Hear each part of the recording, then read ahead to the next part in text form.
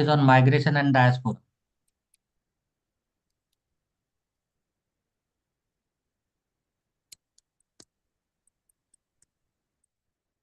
Sir, it is live now on migration and diaspora. It is live now on migration and diaspora channel. Yes, yes. Is it on? Yes, sir. Okay. Good evening and welcome to the fourth session of the Thursday Forum series. And good morning to Professor Camelia. So before we begin our talk on my Deb, your video is not properly aligned. Can you make your video aligned? Is it okay now, sir? No, little bit down. You can Now, see your video. okay. Is it fine now? No. You can check. See. No.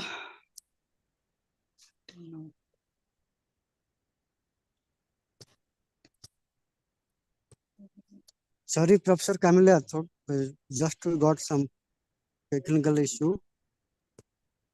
No problem.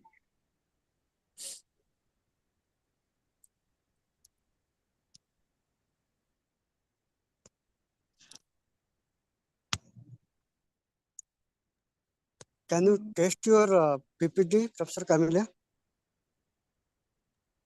I did. I can already share my screen. Dev is Sir? back. Sorry. Is it okay now? I don't know. Just Which 1 minute. issue. I think Yes, it's fine. fine. Okay, so let me begin once again. Good morning, Professor Camelia, and good evening to the fellow students and dear professors. Welcome to the fourth session of the Thursday Forum series. And before we begin and talk about the Mexican diaspora today, I will just go through what the Thursday Forum is about.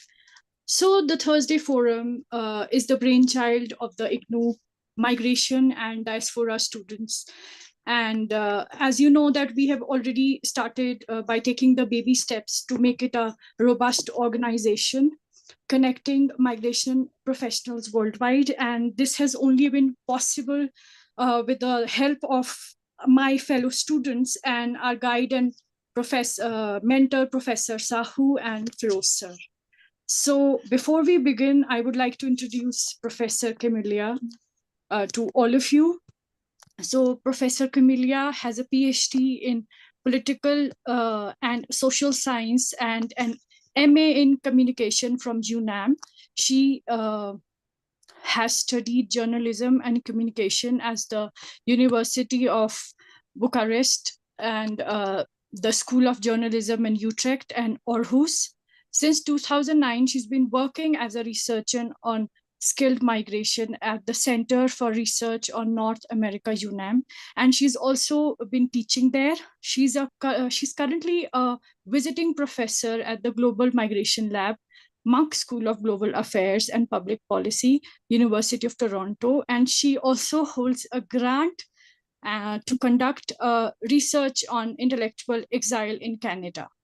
So she has a lot of feathers in her cap, and I'm just stating a few.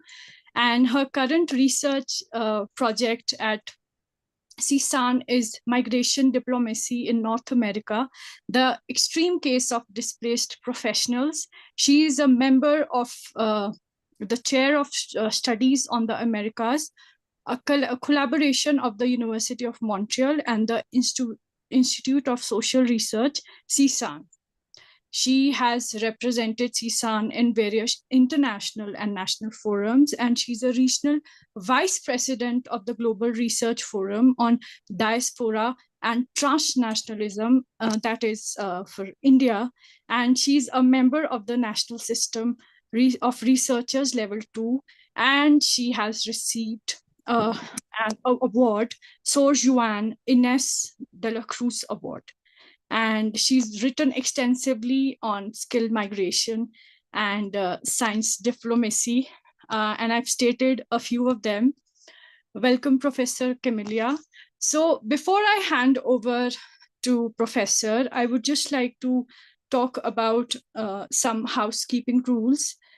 All the participants are asked kindly to please do keep your mic closed, and please keep your videos open so that there is an interaction, and please keep your questions posted in the Q&A, and when called upon, then only please unmute yourself and speak.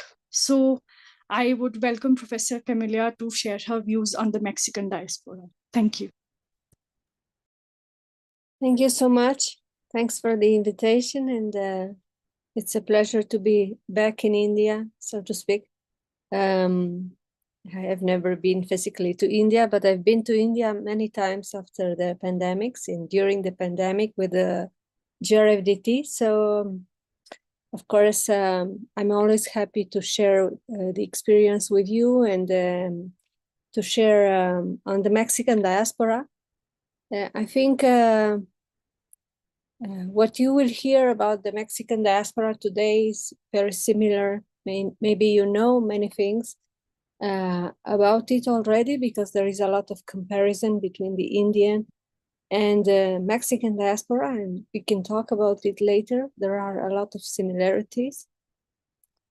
And I will now share the screen. The paper, it's not paper, it's actually just a conference. There are several papers connected to this talk today, and I called it Mexican Diaspora, Denial, Discrimination, and Present Activism.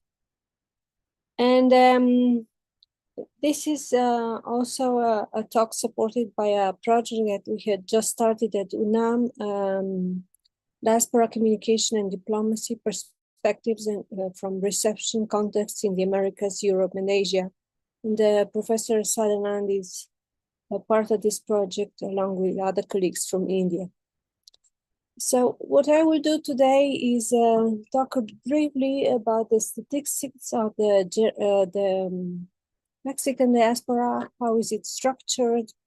How are Mexican migrants in the US doing today? And then I'm gonna go to a historical research that I've done in Houston and Austin 5 years ago. I will talk more about it, but this part is more to talk about the stereotypes against the Mexican diaspora in the US. And then I'm going to talk about the preference for skilled migration in North America. As you know, Mexico is situated in North America. If we look at the statistics, sometimes we find it in Central America. But the importance of being situated in North America is that North America is the region that most attracts migrants, and especially skilled migrants in the world, has been so for many years. So this is important when we analyze what kind of Mexican diaspora we have and why it is. And this topic, Mexican diaspora, I would like to share with you that it's been denied from the Mexican government for many years. Many people thought that recognizing that there was a Mexican diaspora was recognizing the Mexican community and their political value, political activism in the US. Therefore, for many years, the Mexican government preferred not to talk about Mexican diasporas and preferred to use the term communities of Mexican migrants. So, what is a diaspora? Of course, you all know, I don't need to describe it for you, but when we talk about diaspora, we talk about the organization, and we talk about traumas because of the migration process, okay? So let's go to the characteristics of the Mexican diaspora today. I will just you know, all this data, you can access it at in an yearbook of Mexican migration that is published by bank. It's called BBVA, and the National Council of Population here in Mexico. And the virtue of this document is that you can access it online, and you can see it's in English and Spanish. Therefore, it's nice for you to have a look. It has a part on international migrations as well, so you can access that data, I recommend. So when we talk about Mexican migration, we almost always think about Mexican migration to the US, since more than 90% of the Mexican migration goes to the US. And this is still the first corridor of migration in the world, Mexico to the US. The second one is from Syria to Turkey, and the third one is from India to the United Arab Emirates. Right?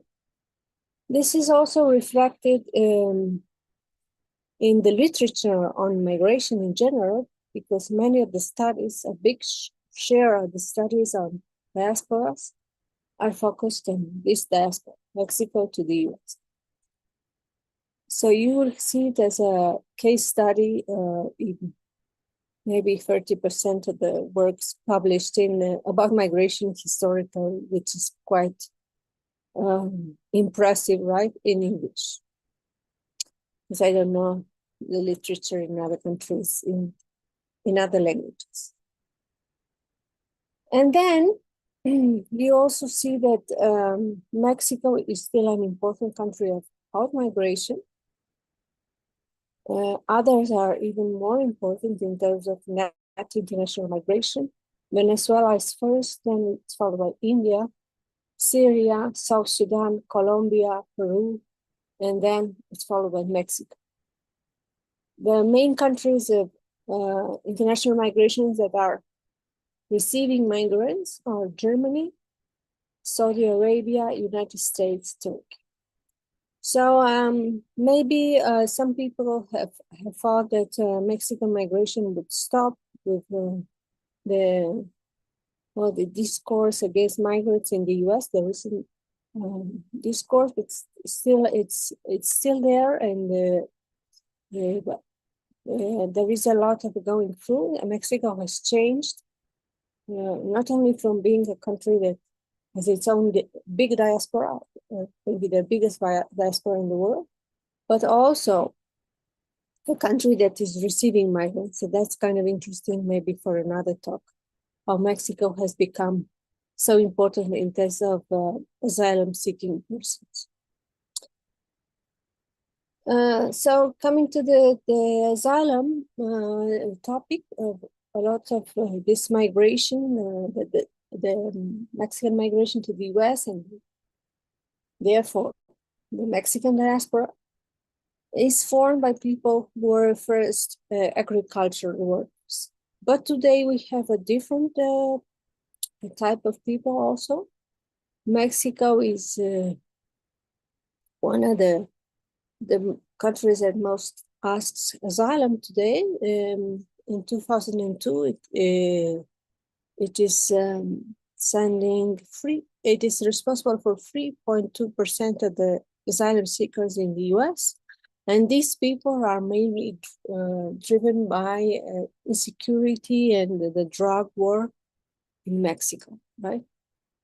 Although, of course, the causes of their out-migration are very complicated and they are mixed.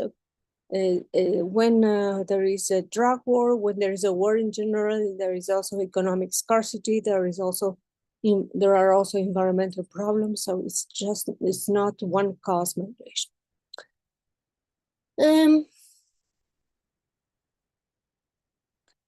Mexicans ask asylum, as I said, mainly to the US, but also to Canada. A lot of people from Mexico go to Canada. Some of them go to Brazil, Ireland, Australia, but the Mexican migration still is mainly directed to the US. Mexico also sends international students abroad. We have quite a big population. And of course, I would like to remind you maybe that the international migration is, skill migration is based on international students. So many of the international students form networks and they don't return to their country of origin. So it's important to study international students, international mobile students, because some of these people stay and then they are becoming part of the diaspora.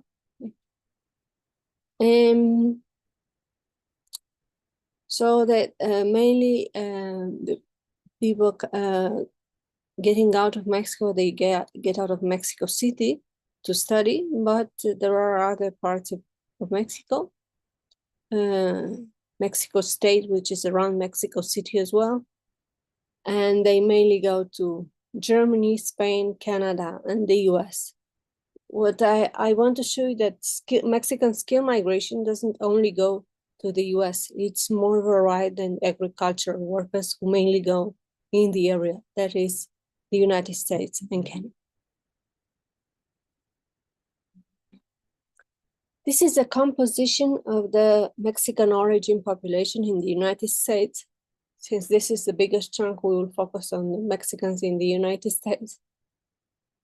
We have, like see this pie here, we have a mixture of first, second, and first generation, which is quite interesting to study. First generation are migrants who migrated themselves. Second generation are the sons and daughters of those first generation migrants. And they are the ones who have more problems of integration. Sometimes they speak Spanish, sometimes they only speak Spanish, or they only speak an indigenous language. And then they have problems of discrimination or integration. And then we have the third generation who's completely integrated. They still assume they are Mexicans, some of them. But this type of second and third generation is what we would call diaspora in the more traditional sense. Okay, the Mexican migration is mixed. It was dominated by men in a certain period of time, but now it's mixed between men and women, and actually more skilled women are migrated than men nowadays. They all work, as I will show you in a few slides more. We used to have a diaspora with little education, just primary or secondary school, but nowadays the years of schooling are increasing significantly. And for instance, as I told you, men are less educated than women today. If we look at graduate or professionals who are migrating to the United States, or they are there, so we have here this slide here shows the Mexican origin population in the United States by sex and educational attainment, which means we are mixing migrants and diasporas. You see that graduate women are significantly higher in percentage than men. This is also true for bachelor degrees, some college or technical studies. And then when we go down, we see that, of course, it has to be like that. Men are the main category if we look at high school graduates. They mainly live in the Mexican diaspora, mainly lives in the southern part of the United States and the West Coast. The population is has more density there, but what we've seen with the years is that spreading all over. So we used to have areas with virtually no Mexicans almost, and nowadays we have more Mexicans all over the United States. These people are mostly working. The Mexican diaspora is still a young diaspora, mainly work age. If we see this graph, the men, almost 80% are working,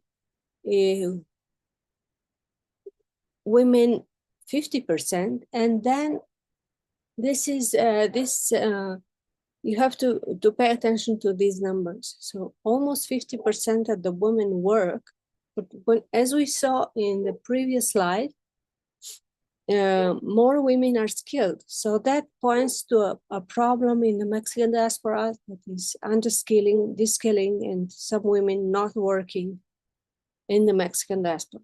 This can be cultural, and you know it because this is a similarity with India. Some women don't work when they have kids. When they have small kids, they quit the labor force. They are supposed to take care of the house. But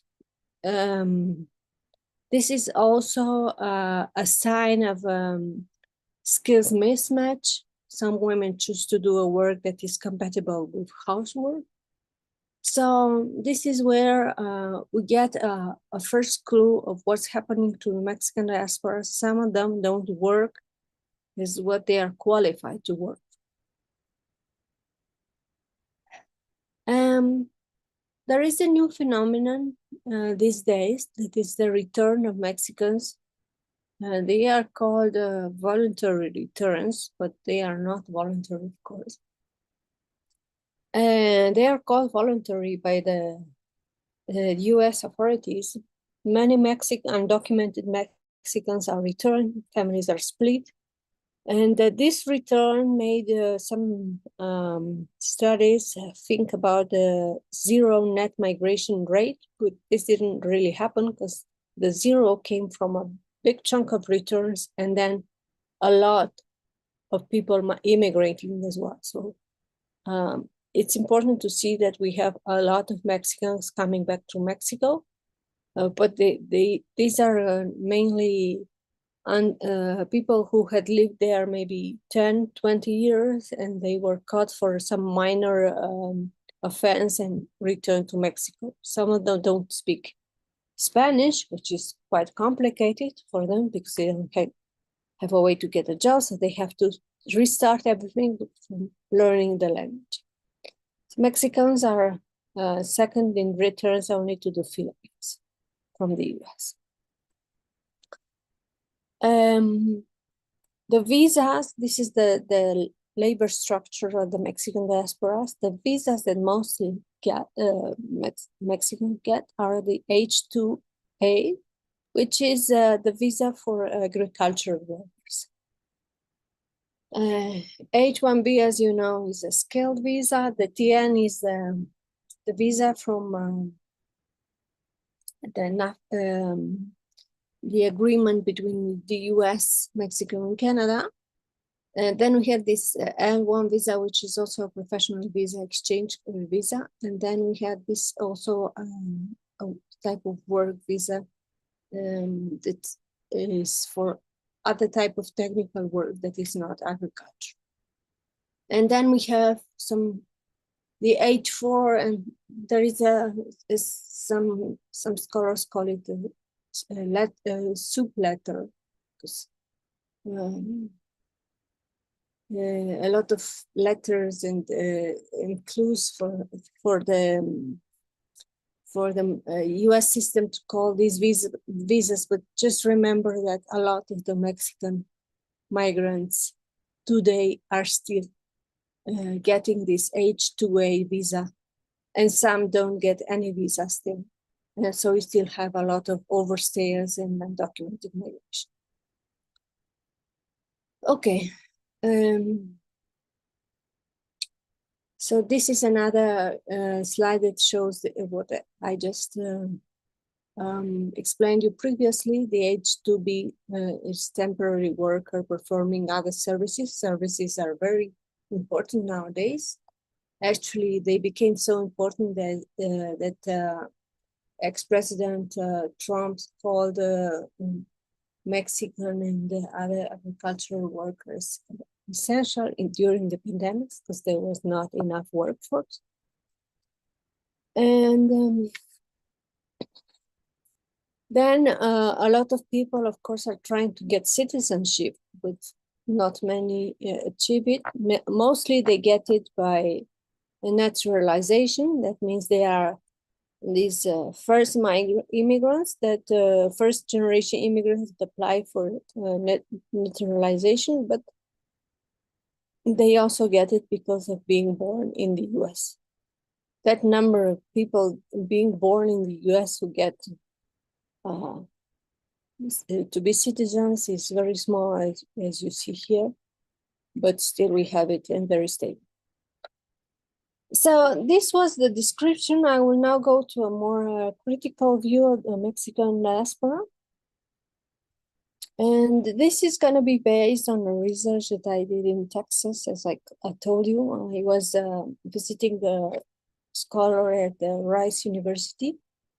And I got to do a lot of interviews. And then I got this scholarship to do a research at the University of Austin. It has a collection. It's called Natalie Benson Collection, which is a 4-floor library on Latin American books. So I did a lot of work there, and I did archive work. So this is going to be interesting for you to see what I found in there. So my question was, why is there a discrimination against Mexicans? How it was before? Is it a new thing, or is it something that came up with this populist discourse, right? Texas is very interesting as a case study because it's close enough to Mexico, but still it's not Mexico. So geographically, for the immigrants who are there, they prefer it because they are close to Mexico. But it's also hybrid because some of the minorities are there because of the split between Mexico and the United States. There was a war, and Texas was actually part of Mexico 200 years ago. So the type of Mexicans, the type of immigrants that we have in Texas are mainly agricultural workers and service workers. Many are undocumented, and very few, as you see here, very few have doctoral degree, professional degree, master, bachelor. Since my work, as Deb introduced me, is on skilled immigration, it was interesting to see how this Mexican skilled diaspora is perceived in Texas when they are very few, significantly few. Okay. So this is the study that I did at the Natalie Benson Latin American collection. If some people are interested in this collection, please have a look at it. They also have some scholarships, so it's really a fascinating place to go. And then I also listened to 26 oral histories of Mexican immigrants to Texas, and the documents from the Houston Independent School District from the 60s to 80s. And then I did these interviews. I will give you some samples of the interviews with 50 Mexican professionals and some immigrants from other countries who were there in Texas. And then if I have time, I will show you the results of an experiment that I did on Mexican discrimination in the United States. So let's go to the historical analysis. This is just a sample, and I divided my research into several periods of time. The first one is the Belle Epoque, the before the First World War and the theory. So the beginning of the 20th century. And I will give you samples of how people perceive Mexicans. In 1908, from the I saw the work of this economist, Victor Clark, from the earliest appearance of Mexicans on the railroads and farms of the Southwest. He said, the Anglos contemplated the benefits of having easily manipulated supply of labor. And Clark reported that the Mexican is docile, patient, generally ordered in camp, quite intelligent under competent supervision, obedient and cheap. If he were active and ambitious, he would be less manageable and cost more. His strongest point is his willingness to work for a low wage. We are now in the 21st century, and we see that these low wages are still there. And I don't know if Mexicans are as docile as before, because they have more tools to intervene in the Mexican diaspora, but still this situation hasn't changed much. Then in 1920, we have a representative of the South Texas Cotton Growers Association that assured a congressional committee that there was never a more docile animal in the world than the Mexican. Farmers attributed this trait to the Mexicans' lack of mental development, to the belief that the Mexican is a child nature. Like children, Mexican workers, if handled with care, can be induced to behave appropriately. Their supposed manageability made them superior employees in the eyes of Southwestern producers. And I would say that most people at the time did not really make a distinction between diaspora and immigrants, what a Mexican American was and a Mexican that came from Mexico was. Therefore, they kind of mixed everybody in a bowl, and of course, not everyone is the same. So this led to even more discrimination. In the interwar period, the Mexican was considered a homemade article. We still had a problem of low education, and we didn't have, there was no bilingual education in the US at the time. So Woodfin in 1941 was noticing the children of most of the parents who are now in schools are totally illiterate. If the parents were born in Mexico, they can probably read Spanish.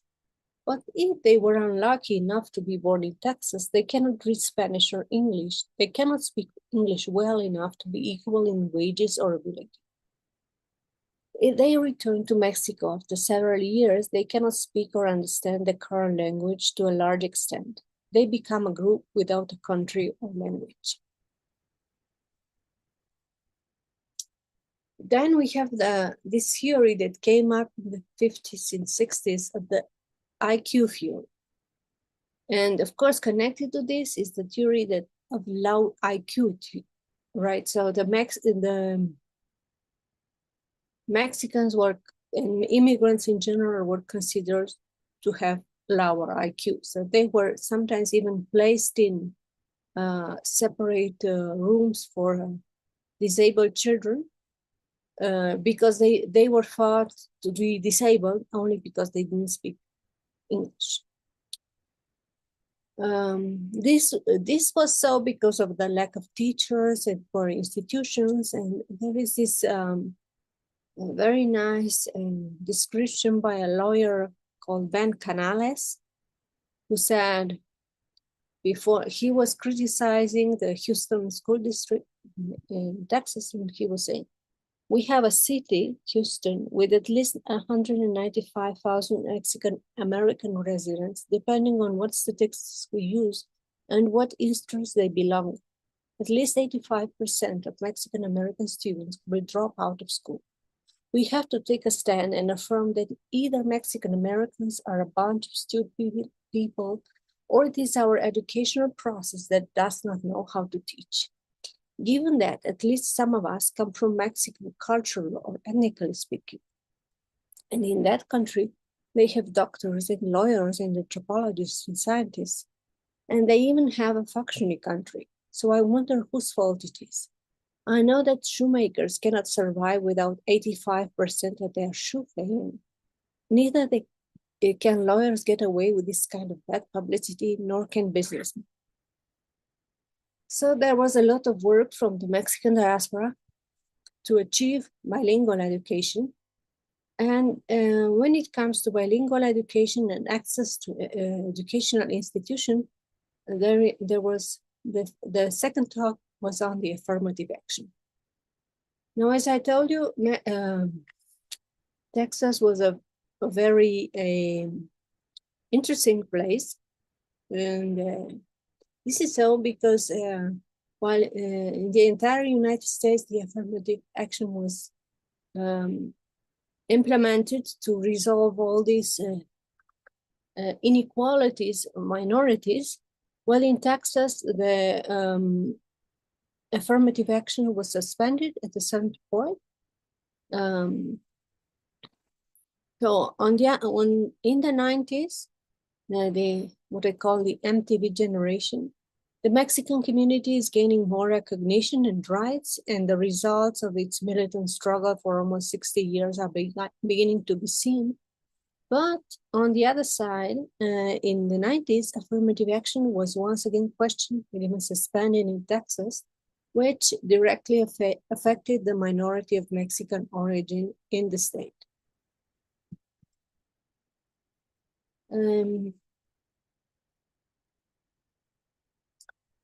There was a process, actually, it's called Grutter versus Bollinger in 2003, and there was this white woman who demanded access to education. She sued the Texas state, and we had this, she was called Barbara Grutter. And she claimed that only because she was not a minority, she wanted to be in the university, but she couldn't get access because the minorities had priority. So she won the process, and that's when the affirmative action was suspended. Now there is a talk in skilled migration literature, but if you look at in general how migrants' behavior works and how their professional outcomes come through, we see this observation, truth that, as the title of this book says, good is not enough. So that minorities have to work double to reaffirm themselves. They have to be better than local. And this book that I highly recommend, it's very funny,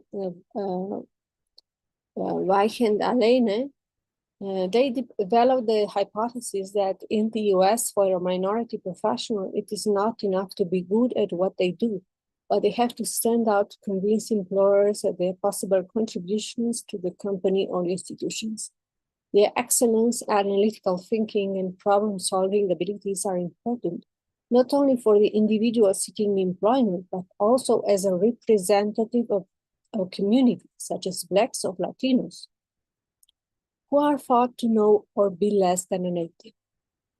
This is even more true in the case of minority women who want to enter the skilled workforce. As a minority, you have to be twice as good. So I've had a lot of interviews with Mexicans in the US, Mexican diaspora, and they are saying, sometimes they ask, how can you know so much mathematics if you are Mexican? So this situation is very much true, and it is true not only of professional workers, but also for other type of skill. So we had this background that I just showed you. And then the Trump period came, and then the pandemics came. The discourse around immigration and migration in the United States in 2016, 2017, as you know, was very hot. We even had a temporary suspension of H-1B visas. They said it was because of administrative backlog, or because they didn't cut right the visas, which is partly true, because I had a look at how much H-1B visas were there in the United States by type of population, and then we have the US Visas Department, and then we have other statistics that are completely different. Anyway, so we had this discourse against immigrants that, of course, hit it more the Mexican diasporas because there are more than 33 million, and they are the main diaspora. And what we see is it hit immigrants, but also diaspora, the people who were established.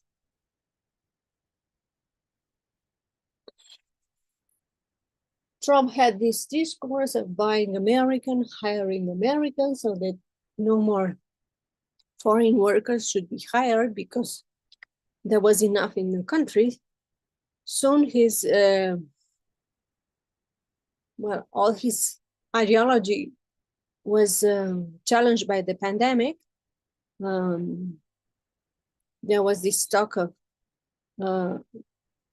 a slowdown in H-1B visas, and it mainly hit the Indian population more than the Mexican one, but still we had a very unstable and so to say uncomfortable situation for immigrants, Mexican among others in the United States, because it was more against Mexicans because Mexicans are the biggest minority. Now I would like to share with you that this discourse against skill migration and against not only against skill migration, against the intellectual in general is not new. It is something that had been there, including in the academic literature, this struggle between the educated and not educated. And I'm sharing this quote by, John Steinbeck. He said, "I've always been amused by the contention that brain work is harder than manual labor. I've never known a man to leave a desk for a mock stick if he could avoid it." So elites were criticized along North America, not only in Trump's America, but also we had this discussion, we still have it in Mexico, and we had something similar in Ontario. The literature that is sustaining this kind of discourse is the one that criticizes meritocracy and credentials. For instance, this work by Gerber, Schwartz, and Margaras shows how mentalists had ruled China for over 5,000 years. They contended that according to the laws of nature, there should be two kinds of people, the educated who ruled and the uneducated who rule. So they show that knowledge-based hierarchies are much older than those based on ownership of capital and are essential to understanding power in human societies. And then they go on to say there is a new Mandarin capitalism, they call logocracy, based on the existence of three types of social classes: capitalists, workers, and professionals. A new type of power that consists in the use of licenses, patents, and copyrights. Professionals also erodes the rights of those not certified as experts, bringing its own threats to democracy and equality. The shadow side of professionalism is the creation of a new dispossessed majority, the uncredentialed. This is true when we look at migrant minorities, skilled migrant minorities, because sometimes they don't work as what they were qualified to work in their countries. So this is a problem that goes beyond populism, but still it's used by populist discourse. And it's used to create some kind of fear that was there among the Mexicans. I will show you this quote of a mechanical engineer of Mexican origin, 42 years old, whom I interviewed just after Trump took over in 2017. I think it was in February that I interviewed him. And he's counting his own personal story of being regarded as someone who did not belong and who had to actually move from Texas who is more Texas, which is a more discriminating place, to California, which is a more open place to immigration. So the quote goes like that. My boss in Texas was one of those people of Mexican descent, but who didn't speak any Spanish. I mean, say his grandfather fled from Mexico or whatever. So for some reason, we ended up discussing Trump, and he ended up accepting what of the damn war and all kinds of things that I am very much against. When he believed the same thing that most people say, that many migrants and criminals are criminals, and that they bring problems, and that they grab the resources, the people that they pay taxes and get the jobs that Americans should have. All of this.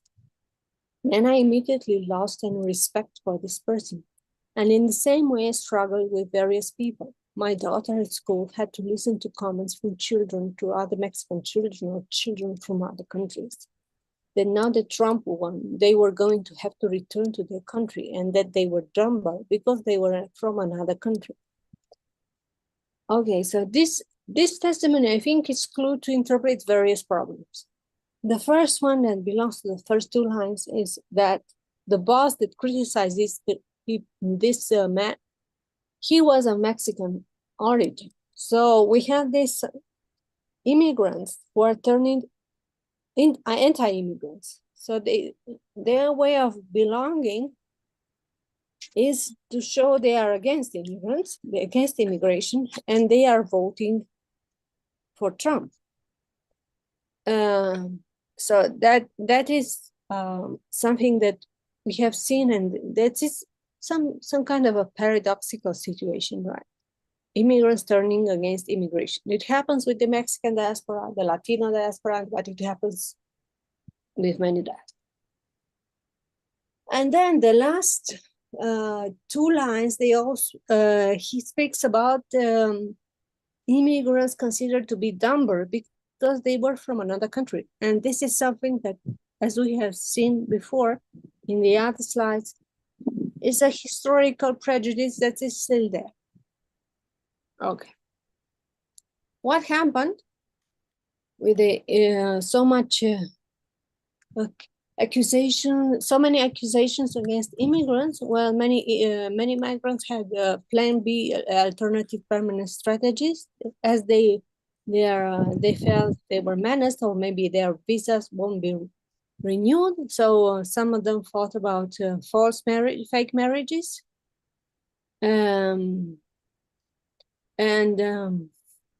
Of course, this happened not a lot, but it was an issue.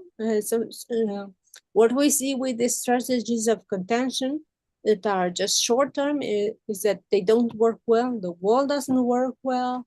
The visa suspension don't work well. They work when they are long-term strategies. And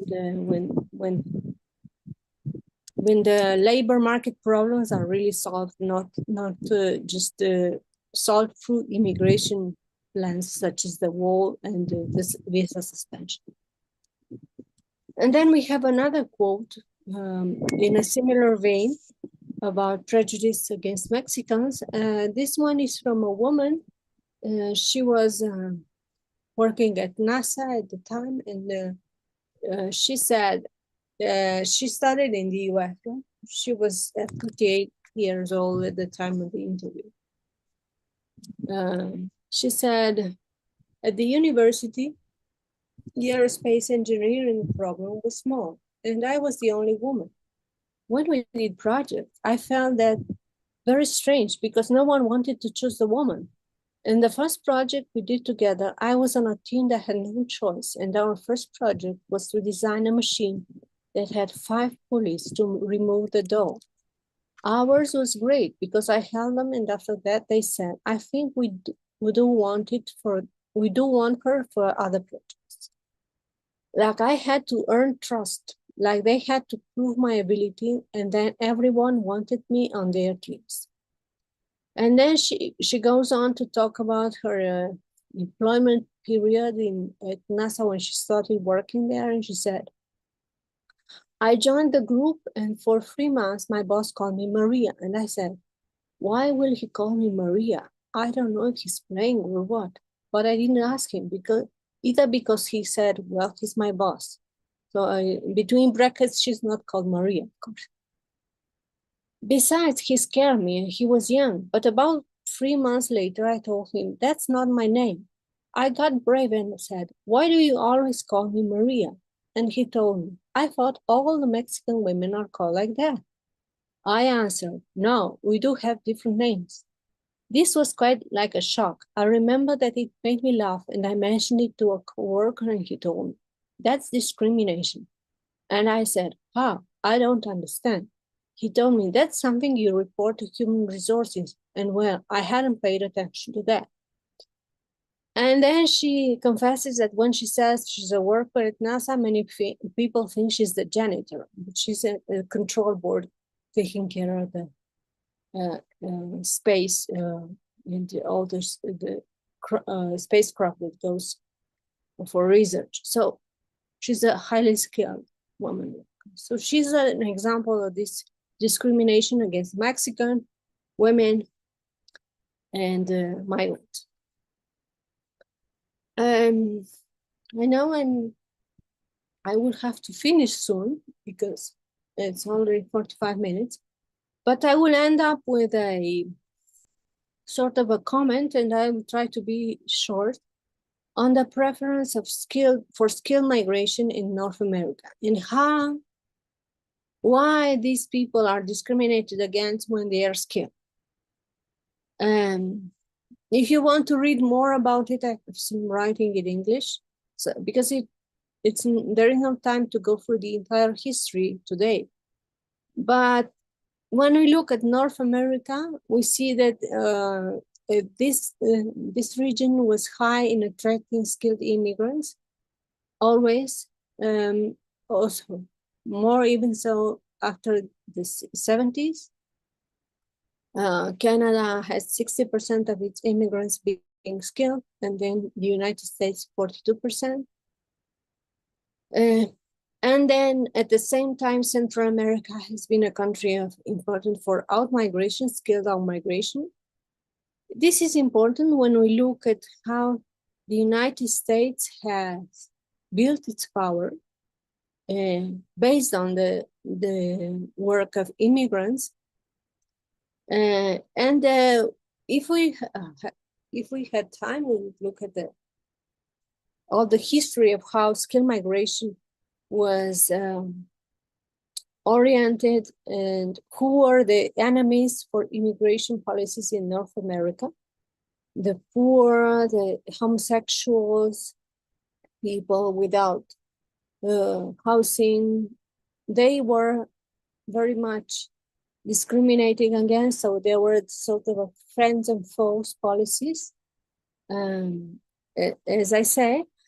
And if we look, for instance, at the World War I period, this agriculturalist period that I call, those people were skilled workers. They were preferred in the immigration policies and visas, for instance, in the US.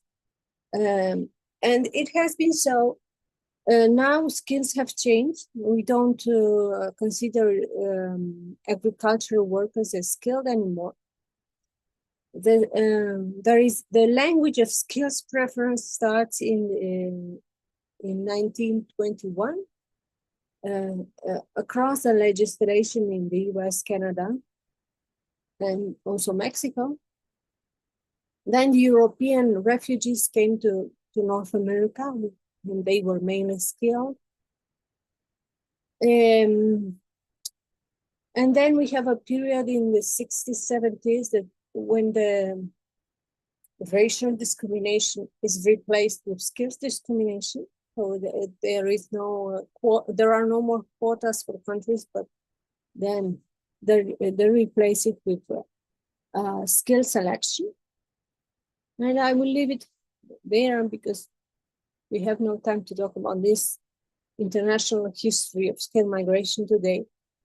But the point that I wanted to make is that, for instance, if we look at Nobel Prizes, there was always a massive brain transfer from Europe to the Americas.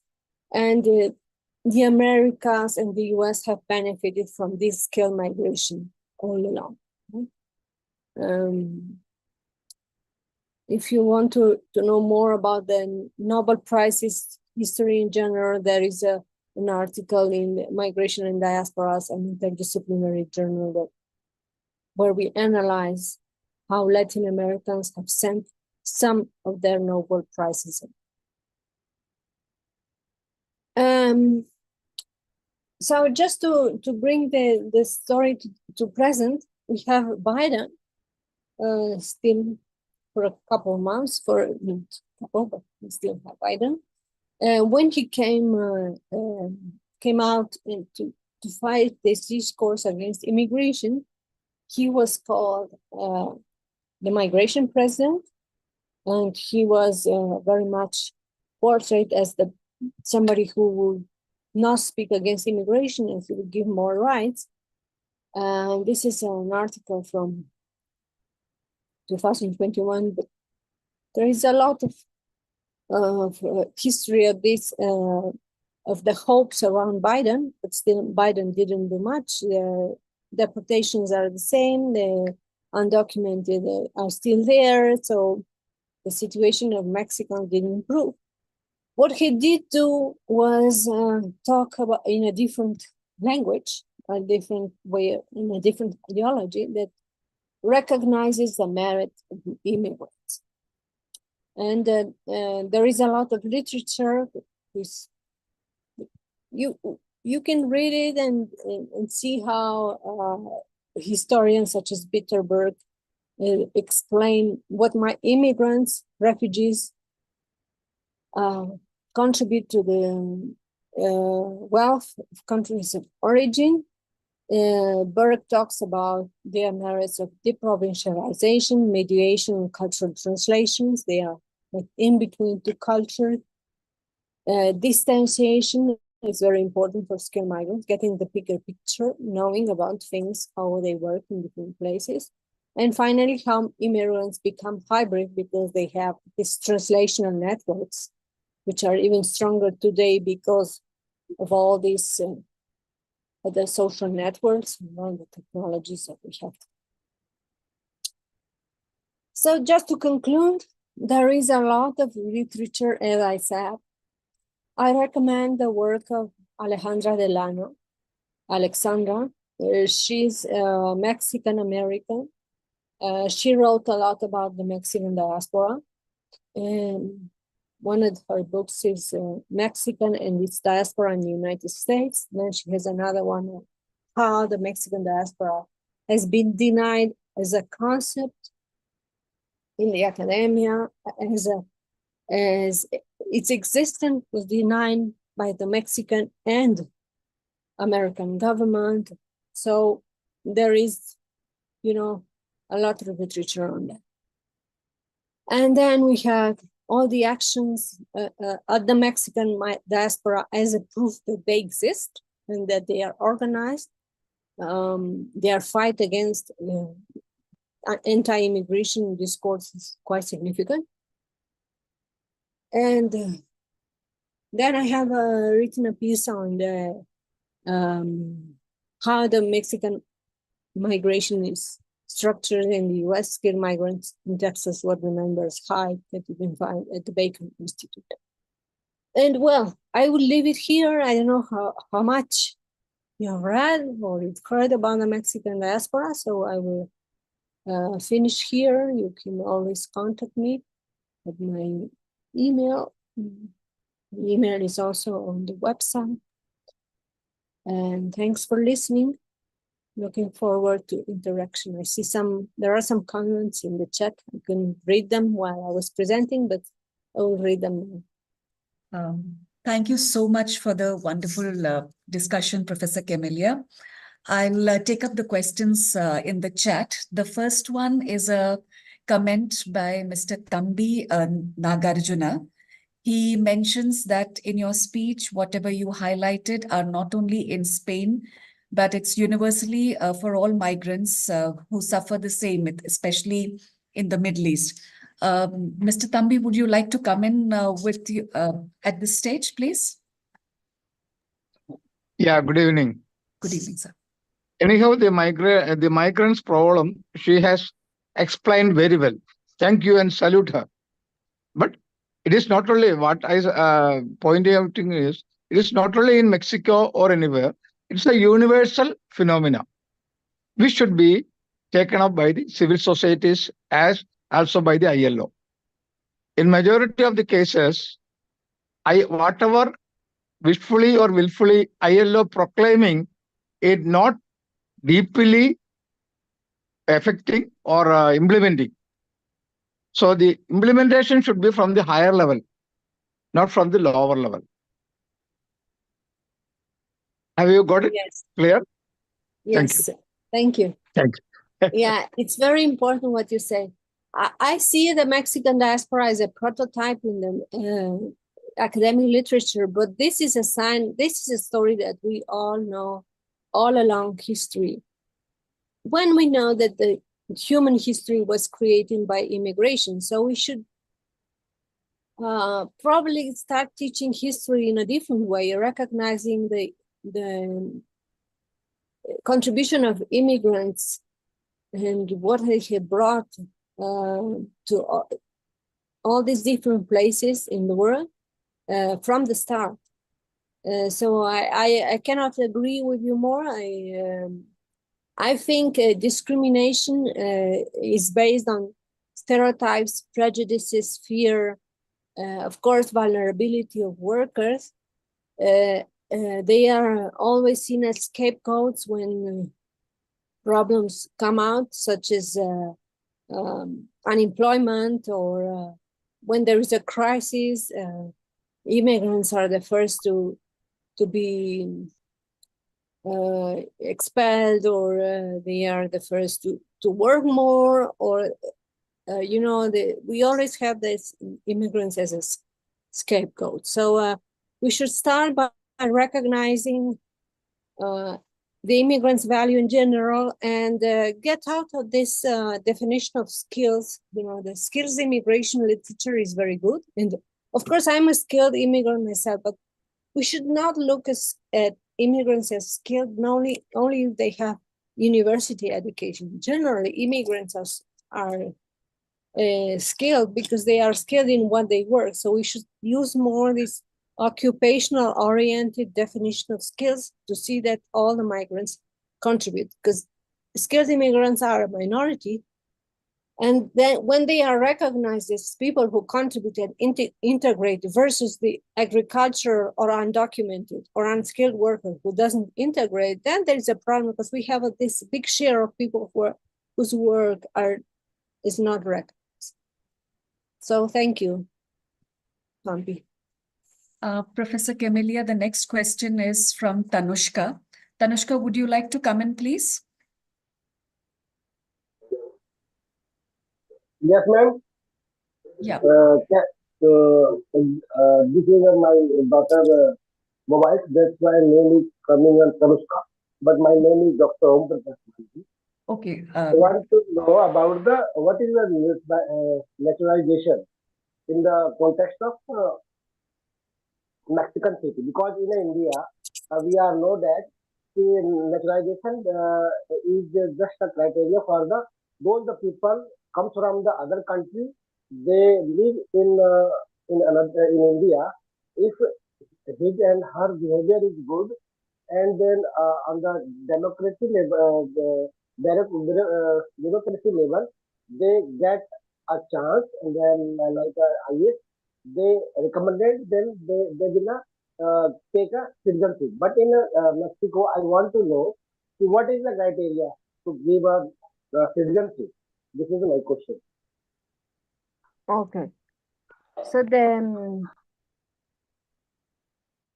okay, we can understand naturalization in two ways. One is the legal citizenship, right? So it's the recognition as a citizen because of having lived there. And we see that the more educated you are, the more access you get to the way you do the paperwork for being a citizen.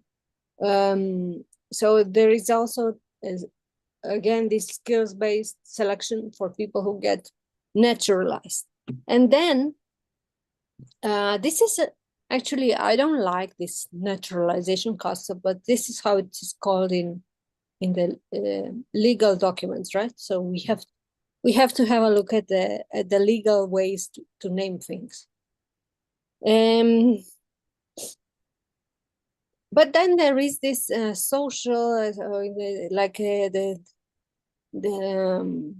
citizenship in meant to be understood as belonging. So some people who are citizens, they don't really belong to the place. They feel they have the legal document, but they do not belong there. They don't feel they belong, or they feel they, on the contrary, they feel they belong, but the communities around them, they feel they don't belong. So this is a problem. So we have two ways. This is the context, the description that I gave in that slide on the figures of naturalization is, of course, the numbers, the official numbers. The other work has to be studied on different terms, like in a more subjective way with qualitative research, because that numbers are not going to tell us about people integration, right? Professor Camelia, there is a question from Dr. Raj Bardoli. So would you like to come in now, please? Okay, thanks very much. First, let me give my heartfelt appreciation to Professor Camelia, for this very detailed research. The issue of discrimination, as we know, is very historical. It's based on many factors, because the countries, the US, Canada, others, those who have colonized and have shown their domination on countries which were colonized, have established superiority. Okay, so anyone who is in the other camp is not as good as they are. The question I have, I mean, we know that it applies. Discrimination is everywhere, even within a country. People from certain areas or regions are discriminated against because of their lack of integration, or just basically without any reason, just because you look different or you are from a different region. So that's there. And it's how this can be legalized. There are some ways you can complain and so on. The question I have is, one is Mexicans or Latin Americans who are born in the United States and go to school and universities and are skilled. How has your research placed them? Are they still considered Americans or Mexicans in terms of, because they're integrated, they're born here. And we know there are a lot of Latin Americans holding very important positions in the bureaucracy, in the business sector and so on. Does your research distinguish between such skilled people and those who are Mexicans and skilled? Is there any fine line on that?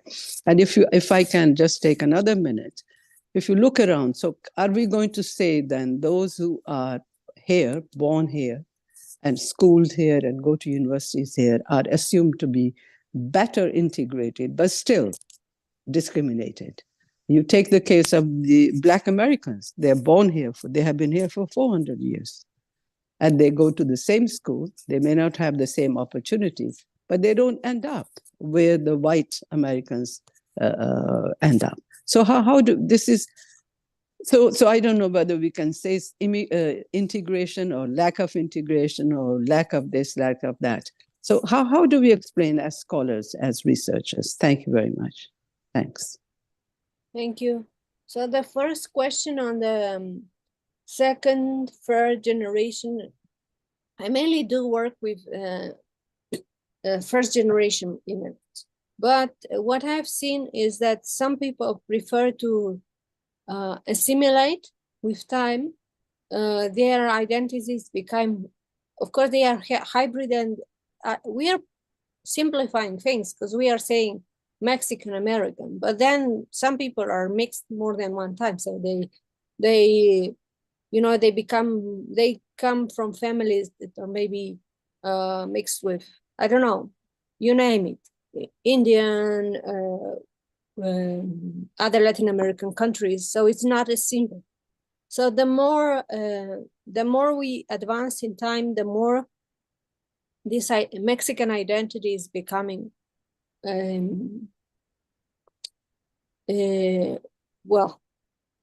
less present. Some people are not so, some people are so. So in the second generation, what we see is that children benefit more when they speak they speak Spanish. They are more culturally aware of Mexico, because then they can really understand who they are and assume their condition.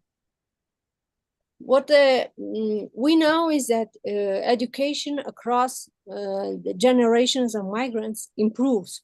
So the higher the generation, the more educated they are.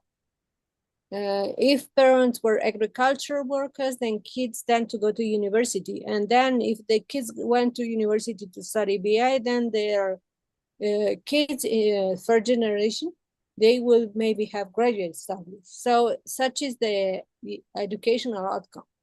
When people work in more professionalized jobs, they also have the right and privilege to choose where they work. So they tend to choose multiculturalist, multi-ethnic environments for work. For instance, for people who are feeling they have a certain physical appearance that they would be discriminated against, they prefer to work in a transnational companies where everyone is born abroad. So then they wouldn't be discriminated against. So that's a strategy. Therefore, the discrimination against the third generation would be far less present than for the first or second generation. And then regarding the outcomes and the comparison between minorities, of course, the Black minorities is more discriminated against, but still there is if we look at diaspora cooperation, there is a strong cooperation between these two diasporas, Latino and Black diasporas, because those are the people who were more discriminated against. And then Asians also, they have been discriminated against for many years, but now the Asians, first they came to be named as the model minority. And then with Trump and the pandemic, the Chinese were again discriminated because they would bring the virus, because they were stealing knowledge from the US and returning it to China, etc. So the outcome of these minorities is very different because of I think it's also because of discrimination, because when people are trying to protect themselves, many of these minorities live in certain areas. So they feel good among themselves. We have little India, little Vietnam, little this and that, little China, in many metropolis around the world. But then these people don't mix much. So we see that one of the policies that has been introduced in some countries is to mix minorities, like really have a social structure that is inclusive. So that's my answer to that. Thank you, Professor Camelia. Anjali, do you want to come in now with your question, please? Good evening. Yes, Professor Camelia, and thank you very much for your inputs regarding the Mexican diaspora. I was just wondering whether are there any incentives provided, to the diaspora to attract them to return to the country, and if there are any investment projects which the government is collaborating with the diaspora, because nowadays it's all about what you've taken is what you and something you return back to the country. Yes, there were some projects. Now, if we look at the structure of the Mexican economy, a lot of the income comes from remittances. So therefore, if we want people back, we won't have remittances. So there is no plan to return, the majority of the diaspora. Now, there was a talk that there was a brain drain in Mexico and across the world. Because, of course, there is a significant immigration of skilled professionals such as nurses, medical doctors, engineers, professors, etc., to the United States. So there was a network of Mexican professionals talents, they were called Network of Mexican Talents, and that was implemented by the Ministry of Foreign Affairs around 2009. That was the year when several countries implemented this kind of networks with the idea that maybe if people cannot return, they can return. If they cannot return physically, maybe they can return knowledge, or they can return money, or they can cooperate with the country of origin. There is a program for return. It's called like that, but it's only among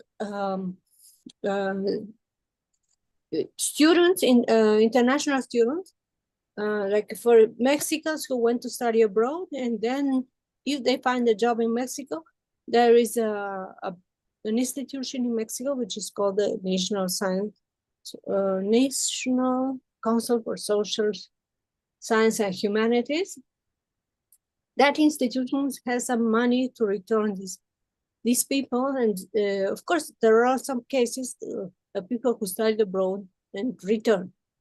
This is for academic studies. So that maybe that is the part of the skilled immigration that returns most, and that is the part that we count most.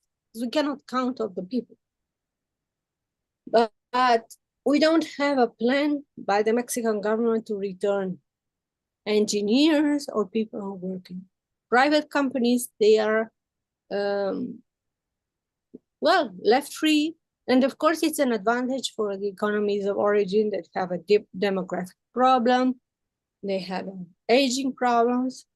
And immigrants are a way to solve those problems without investing too much money in education. So that's what it comes to when a medical doctor is educated in a country of origin. That country invested in his or her education, if it's public education, because we have to split that.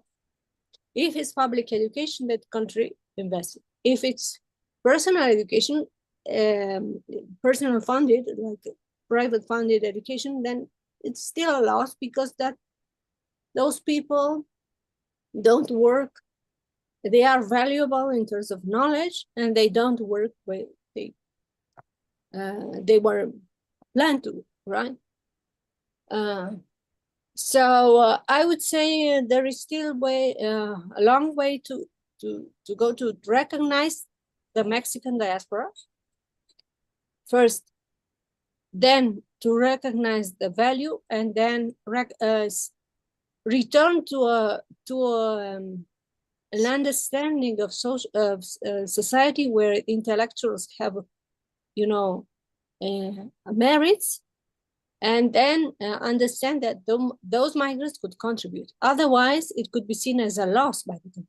Why would we invest in people who are abroad when we already have people here without jobs? So that's the ideology behind not having a strong project for returning people. Even studying abroad was at some point seen as some kind of luxury, unnecessary luxury funded by the government. So that more than return, we also had a suspension of scholarships to go abroad. And that's where we are at the present. We also have Professor Chandrasekhar Bhatt, Dr. Raj Bardoli, and Professor Binod Khadria among us today.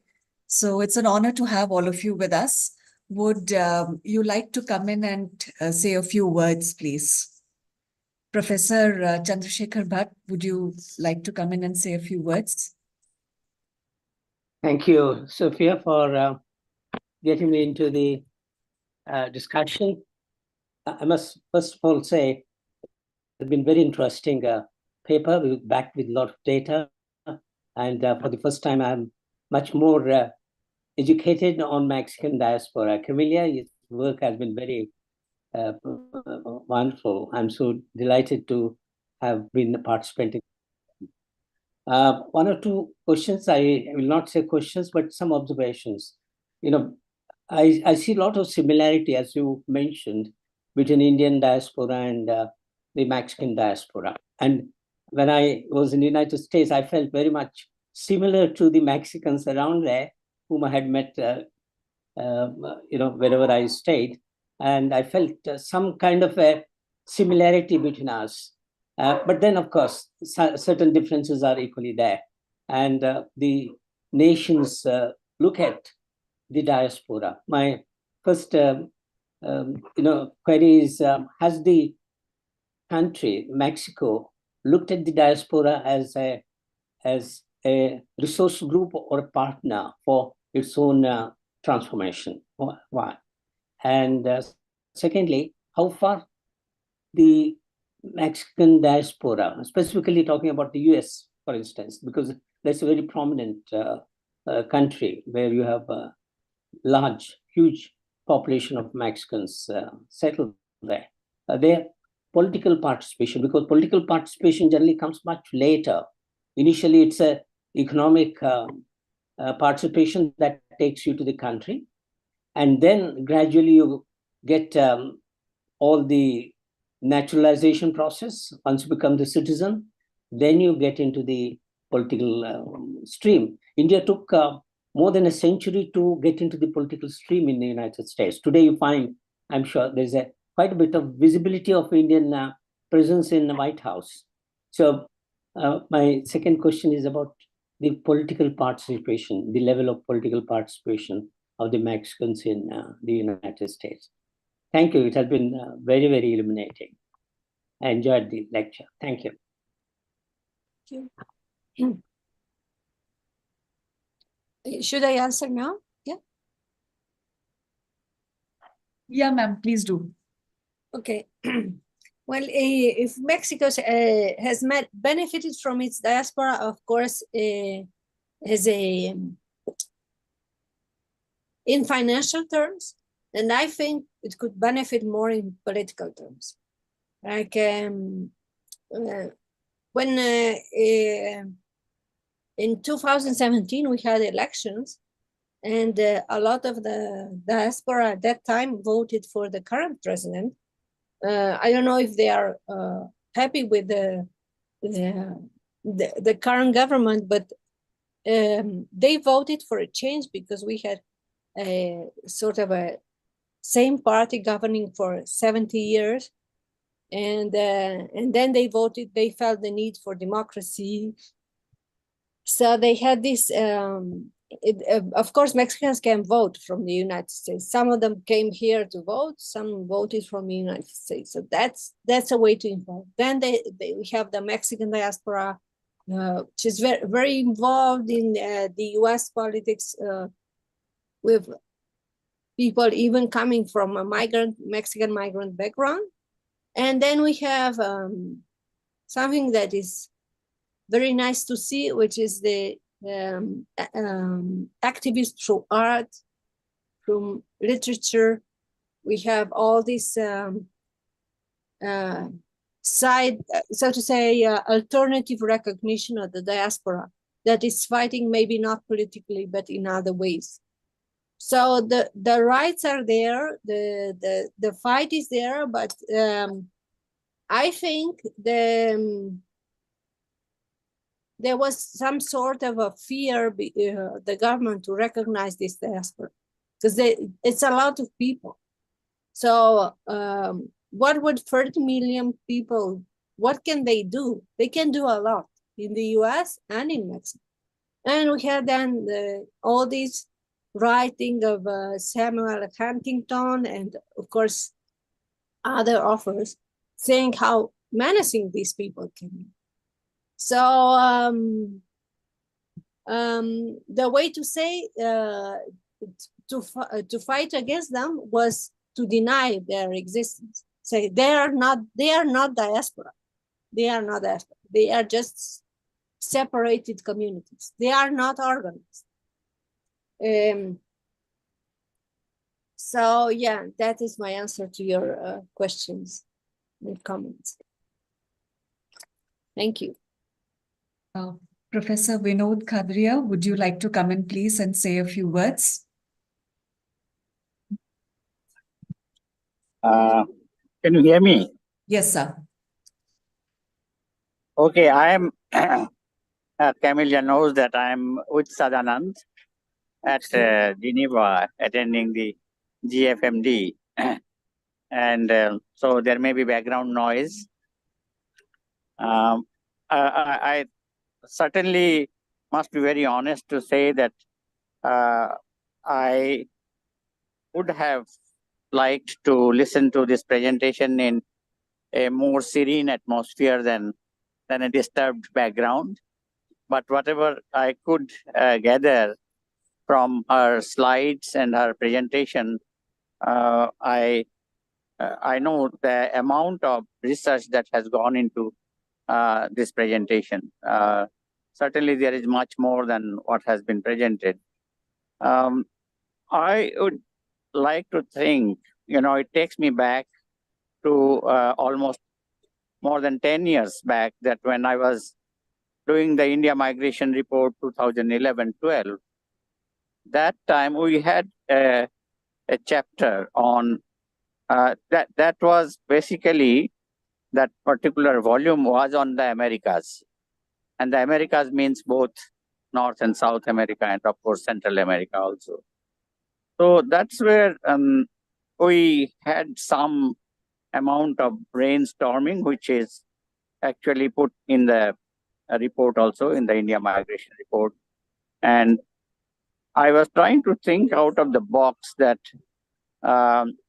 there has, even at that time, since the Singhvi Committee report, it was a decade was over, and Indian diaspora was being expected to contribute to the motherland, so-called motherland, like all diasporas are expected to contribute to the motherland.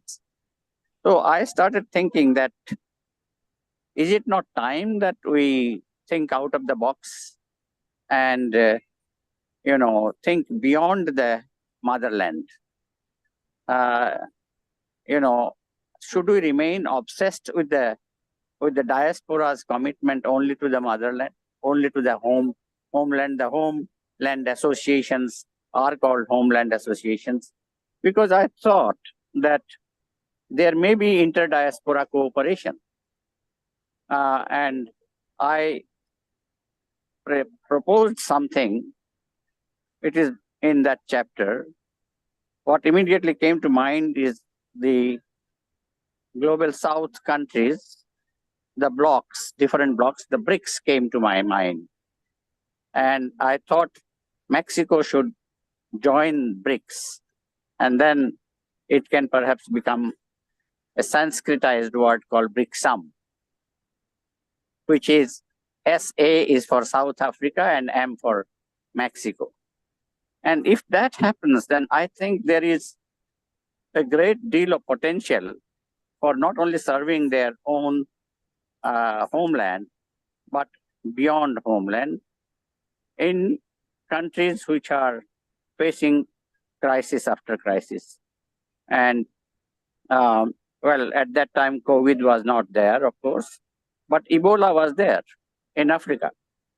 And large number of Indian doctors and nurses could have been deployed there.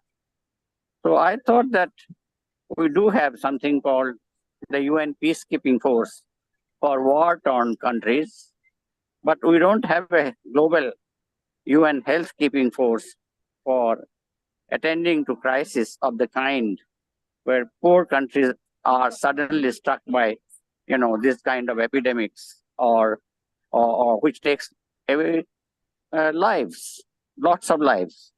So that is, I think, a concern which probably would appeal to, to researchers, committed researchers like Camelia, to build upon and see whether we can, take this kind of out-of-box ideas further.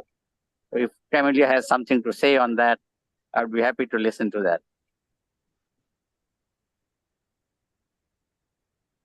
Well, I cannot agree with you more. I think the nationalist approach to diasporas is completely wrong, and our way of thinking maybe should go beyond that.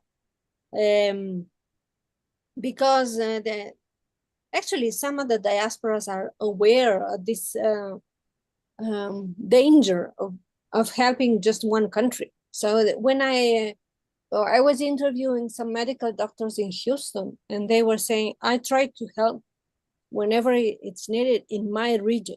They didn't mention Mexico. They would say, I will take any conference in Latin America. Well, I would say, I would take any conference or virtual patient work in the Middle East. So things are advancing that way. And yes, I agree. And well, regarding what can be done, for migrants and but for the places of origin as well. Of course, we had this talk for so many years of foreign intervention being wrong and diasporas, therefore being like isolated from the problems of the countries of origin. But the new talk, I think the new out-of-the-box thinking is that the responsibility to protect should come in to protect those people who are coming out of conflicts, and the people who are coming out of conflicts are also trying to help their country. So they are more, diasporas more aware of their country's speak, more they're aware of what they should do. They are grateful to the places of origin, of course, mainly. They mainly work, but still they want to help. And I think we have maybe more political diasporas these days, driven by political conflict. And that is something more present in skilled migration today than economic migration that we used to have in the 60s and 70s. So the whole discussion has to change because this diaspora is more available to do things.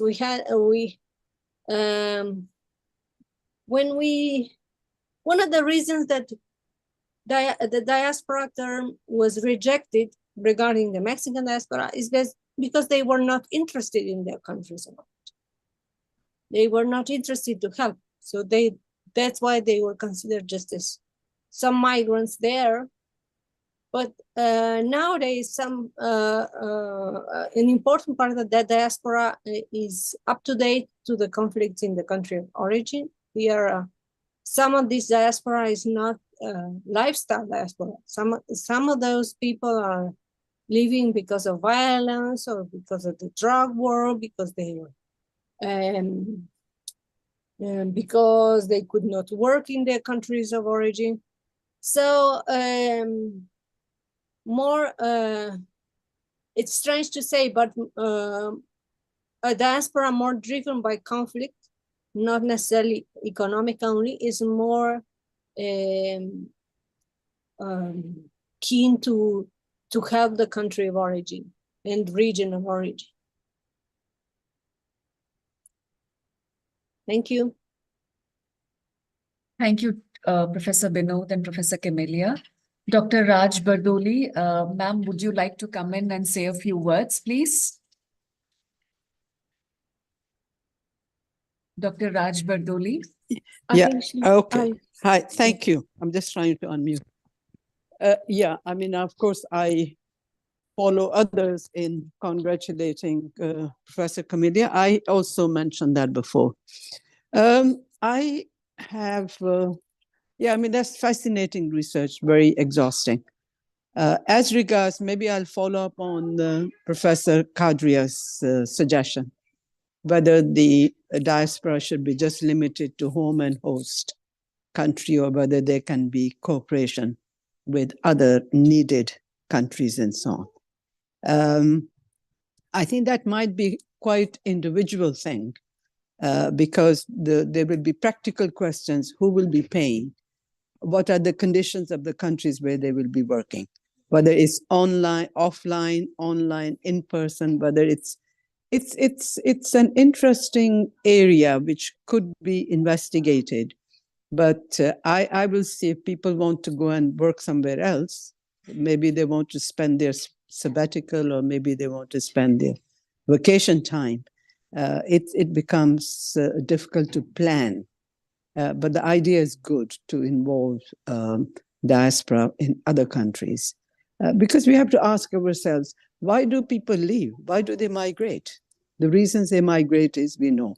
So are those conditions present in those countries for these people to, whether not to go permanently, even short term? Do they want to do that? Because what's the motive? And we know there are not only economic, there are other motives too, whether it's safe, whether there are health facilities, whether there are schools. So there are a lot of motives. So it's a romantic idea, in my view, to have this kind of cooperation. But people do that in their own way, which perhaps cannot be always relied upon. You can't plan that we will have X number of people coming there, or we will have so many people bringing in X, Y. Okay, related thing I want to come in now that I have the opportunity is, why are we are talking about skilled migrants or diaspora for that matter. How are we, when we say educated, skilled people, and they are underutilized because their skills are not recognized and so on, right? So is that giving people, would-be migrants, a reason to back off and say, okay, I go and spend $100,000 or $200,000 to study in the United States, but I'm still not going to find the job, at least not the job that I expect to get in that area, because, I'm still not assimilated.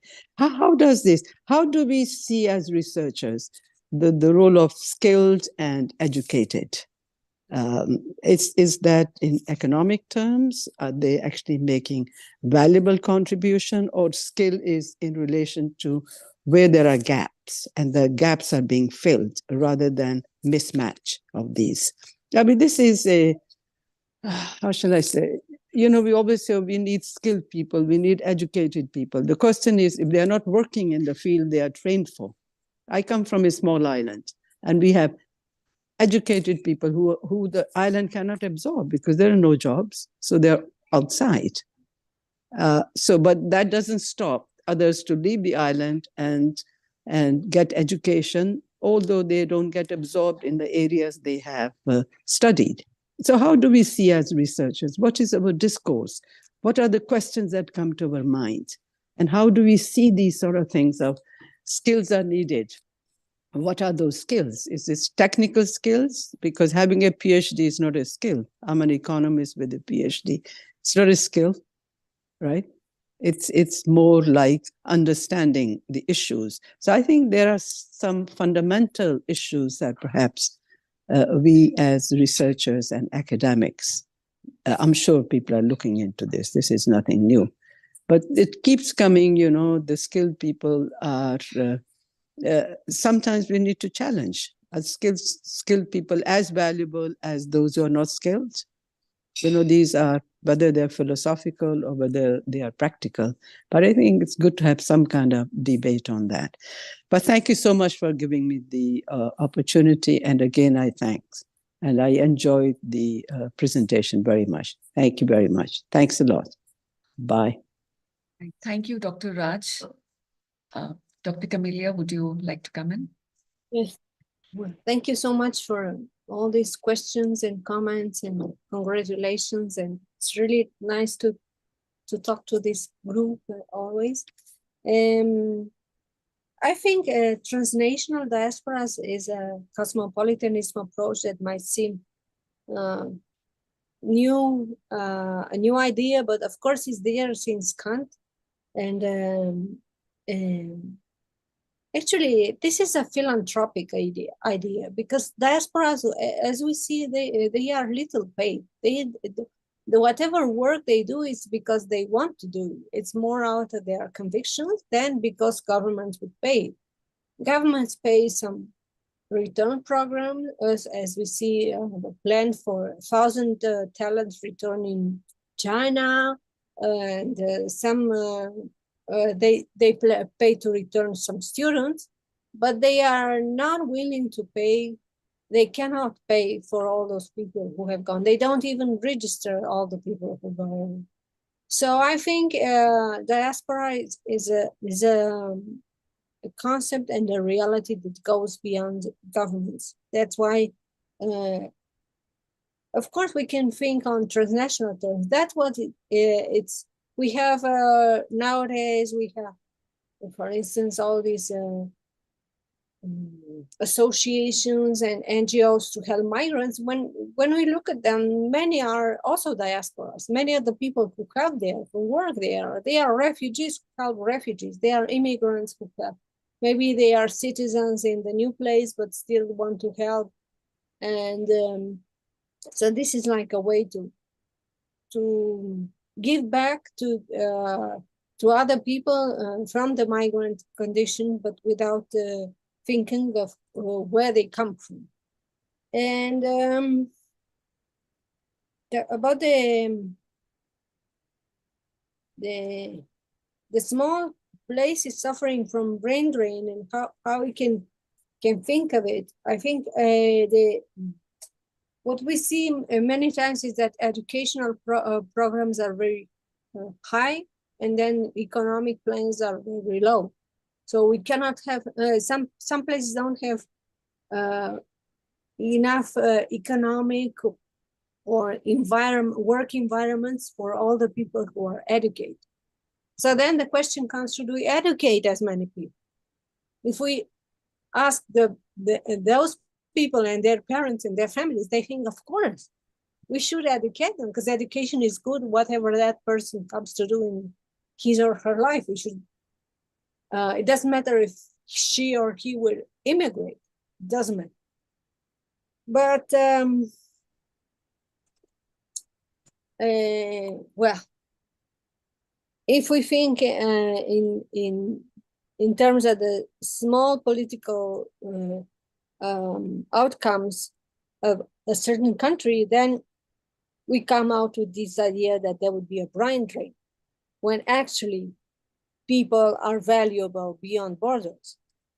So that's the whole idea of diasporas, that can contribute whatever and wherever. So yeah, that's my take. I think it's some plans can be improved to, especially for involuntary migration. When people don't like to immigrate, but they have to do it, then it's a personal tragedy because they have to lose their life, their family, their houses. But when they like to immigrate, then, or to know the world, or they choose to do so, then it's no problem with immigration. So that's the way to do it, is to see, do these people want to migrate, or are they showing us some conflict? Because migration is always a sign of something else. Why are they, when we have big flows of people, what is this flow showing us? When there is a big flow of immigrants, Mexican immigrants from Mexico, to what reality does it respond? Lack of jobs, little payment, environmental challenges for people to work the land, insecurity. So these are the things that should worry us, not immigration. Thanks. We have overshot our time today. So if anyone has a question, please unmute yourself and please ask your questions very quickly. Hello, ma'am. Can I hear? Yeah, please go ahead, sir.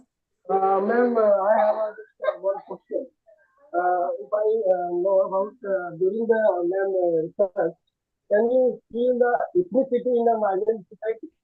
Ethnicity, because in a diasporic country or anywhere, ethnicity is a much more prevalent. So my question is that ethnicity is we just see during the research.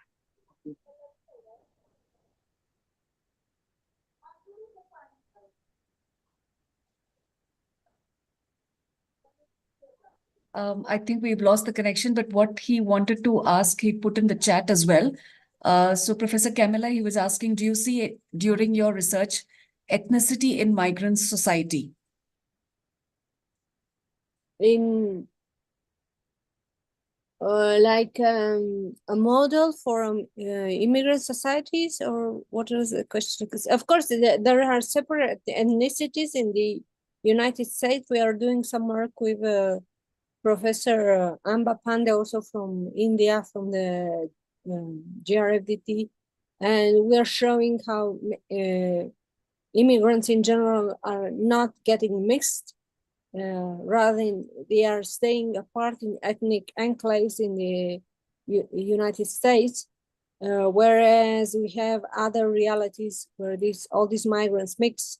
Canada is always shown as an example of mixture, of diversity, less discrimination. Of course, there is discrimination always, but less discrimination than the United States, and a more welcoming environment, where ethnicities are show as a quality to the branding of the place, to the life quality, rather than as a problem. So I don't know if that answers to the question, because I didn't get to hear it right. But of course, this is another big topic. We wrote on that with some of my colleagues on minorities and new minorities and ethnic minorities coming up. I can always show you that work. And the idea is that big problems with minorities come from lack of immigrants integration in the first generation, and further, like problems, historical problems that did not get solved in a certain amount of time, then they become historic minorities, which can be valued, or they can be a problem for host societies. If anyone else has a question, please unmute yourself and come in quickly. Kindly be brief and concise, because we've really overshot the time. Any questions, please? None. So I guess that brings us to the end of today's session. Professor Camelia, on behalf of all our professors and students of Masters in Migration and Diaspora, I would like to thank you for sharing your insights in our Thursday Forum seminar series today. We do realize that this was very early in the morning, and it's not easy. Thank you so much. You shared some very interesting numbers under the general statistical descriptions today. It was really eye-opening to see the number of Mexican students abroad, the number of Mexicans who seek asylum in the US, the numbers bifurcated as per gender and education levels. It was also quite interesting to hear about the historical stereotypes and present effects on the Mexican diaspora, and also about the preference for skilled migration in North America. So on behalf of my professors and classmates, I wish to thank you for the time and effort you put in towards preparing and delivering this presentation to us. We are really grateful for the opportunity to benefit from your expertise. And I'd also like to thank Professor Chandrasekhar Bhatt, Dr. Raj Bardoli, and Professor Binod Khadria for being with us today. Professor Sahu, I don't think he's with us here. Any last words, sir? No, he's left. Okay. So thank you again on behalf of all of us, Professor Camelia. Thank you so much. Hope Have to a see good you day soon. ahead. Have a good day. Bye-bye. Bye.